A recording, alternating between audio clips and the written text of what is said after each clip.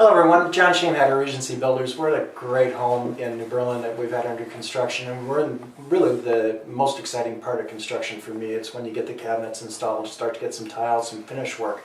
It's interesting, at that point, as a homeowner, you start to see the selections that you've made, and the home really starts to become your own. You may have forgotten the tile that you selected 4 or 5 months ago during the rough carpentry stage, or when the walls were poured and you walked in. Oh my God, I didn't know I selected that, but it's really cool. Or if your wife selected it, she did a great job. Anyways, with that being said, we're with Jeff Tuitt. He's been a partner in business with Regency for 33 years, and we're about to walk into a segment on installing crown molding. It's interesting, there's a science that goes to installing crown molding. Our overriding goal is to give you obviously a perfect miter cut, but also one that doesn't open up with time should any of the material, because it's natural material, shrink.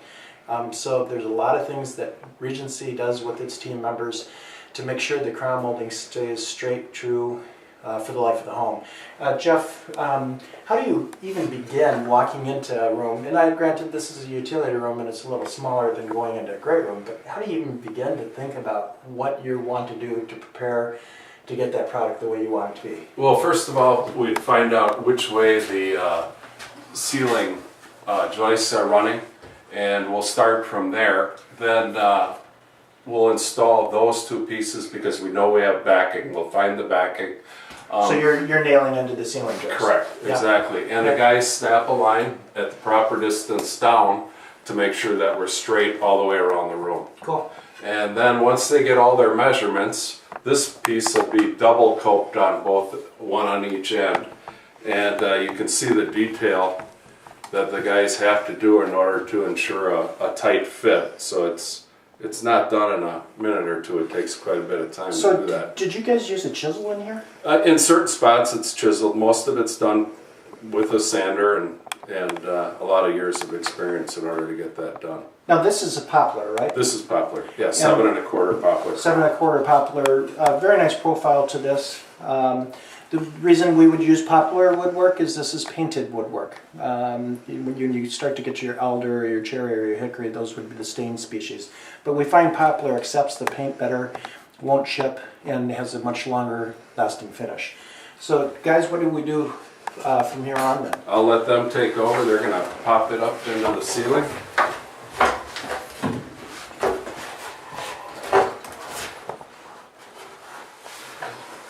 Okay, well, the guys are just about ready to go here. We've got it pre-fit. We know the length, so we're just going to spread it apart, and we're going to push in that end first, Ryan's end.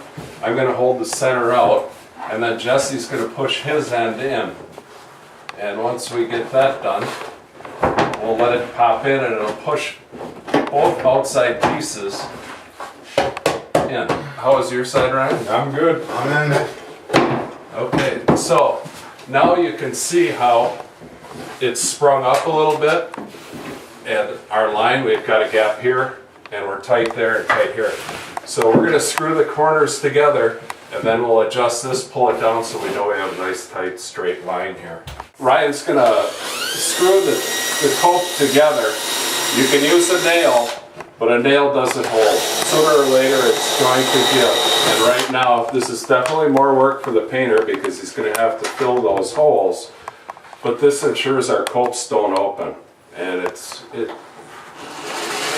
just great.